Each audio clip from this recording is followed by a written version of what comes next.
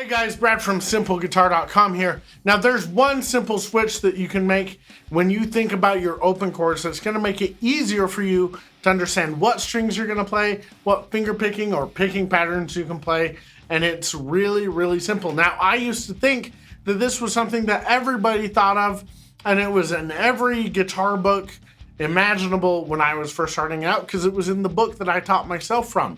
But lo and behold, I've discovered that this is something that not a lot of people think about, but it makes open chords a whole lot easier for you. It's very, very simple. Here's what we're gonna do. To make your open chords easy to understand how to play them, I want you to think of them in 3 different categories. We're going to have 6-string chords, we're going to have 5-string chords, and we're going to have 4-string chords.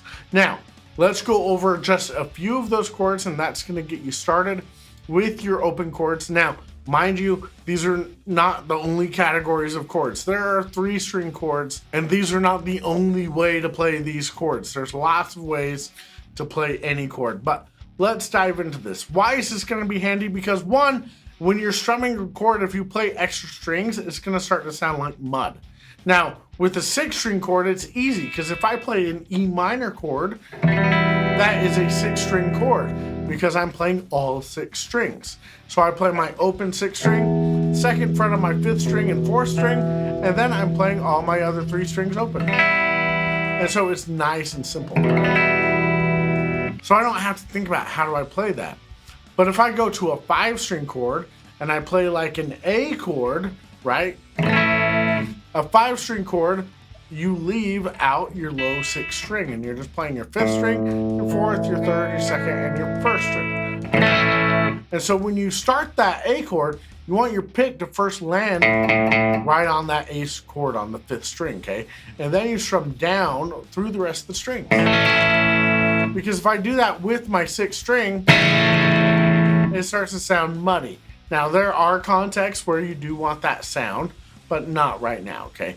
Generally speaking, your A is a 5-string chord, and we don't want to have that E, okay? Now, it goes the same thing with your other chords. Like if I'm playing a C chord, that's a 5-string chord. And unless it specifically says to have E in the bass, I don't want that E in the bass. It'll sound muddy. Especially if I'm playing like a G chord, and then I switch to a C chord, like this. If I go...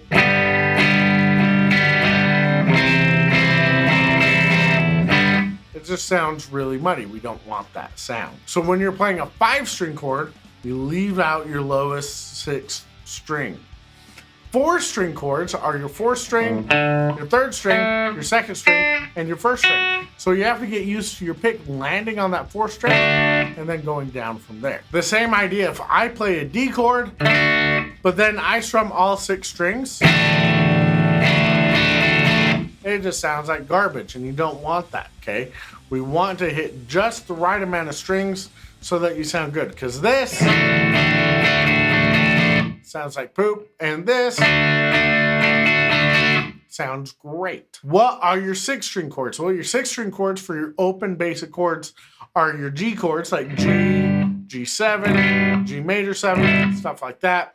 And your E chords, like E major, E minor, E7, E minor 7, right? There's all those chords and they use all 6 strings. Those are the easiest ones to play because you don't have to think about what strings you're hitting, right? Your 5-string chords are like your C chord or A minor, A major, A7, A minor 7, A major 7, B7, right? Those are your 5-string chords, and your 4-string chords are like D and F. Now, if you don't want to play the regular F major like this, where your 1st finger bars the first 2 strings, and then you put down your 2nd and 3rd finger, just play an F major 7. So lift your 1st finger up off the 1st string so it's open, and then play the 1st fret on your 2nd string, and then play the 2nd fret on your 3rd string, and the 3rd fret on your 4th string, and you get that F major 7 chord. Now, another 4-string chord you can do that a lot of beginners don't know about, and so they don't have a B minor chord that is accessible to them, because normally B minor is first thought of as a bar chord, where you have to bar the 2nd fret and play an A minor shape with your other 3 fingers. And you have to do that. It's pretty hard, especially if you're just starting out, right? And so that will take a lot of people a long time to get to the point of being able to play that kind of chord. But there's a simpler B minor that you can play that's only 4 strings.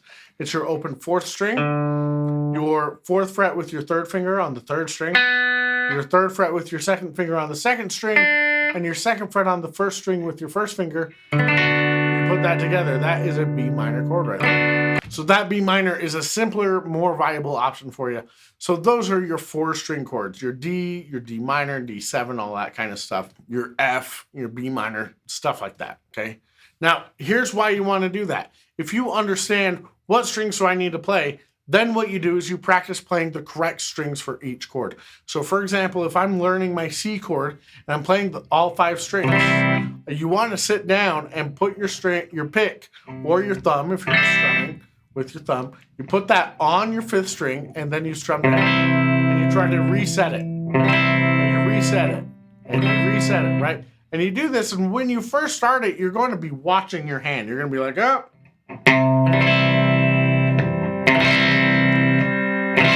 And then you're going to have to do it by feel. You have to start to reset your hand without looking. And then you just do that until you can do it without thinking about it. And then it's going to be a whole lot easier. So you do that with your 5-string chords. And as you do that, the good news is you develop a feel for when you're playing a 5-string chord. And that means anytime you're playing a 5-string chord, your hand is automatically going to remember where to go to hit that 5th string first and go down from there. And then you do the same thing with your 4-string chords. So like with D, that's the one that I always started out with. You put your pick or your thumb on the 4th string and strum down, and you reset, and you keep doing that. Now this is the kind of thing that you don't have to spend a ton of time doing it, but the more repetitions that you do, the better. So this is the kind of thing that if you're watching TV or something like that, grab your guitar and just practice resetting that so that you can develop the feel for playing 4-string chords and for playing 5-string chords. And then also you work on changing between these. So you have to practice like strumming a 6-string chord and then going to a 5-string chord and then going to a 4-string chord and then go back to a 6-string chord and a 5-string chord,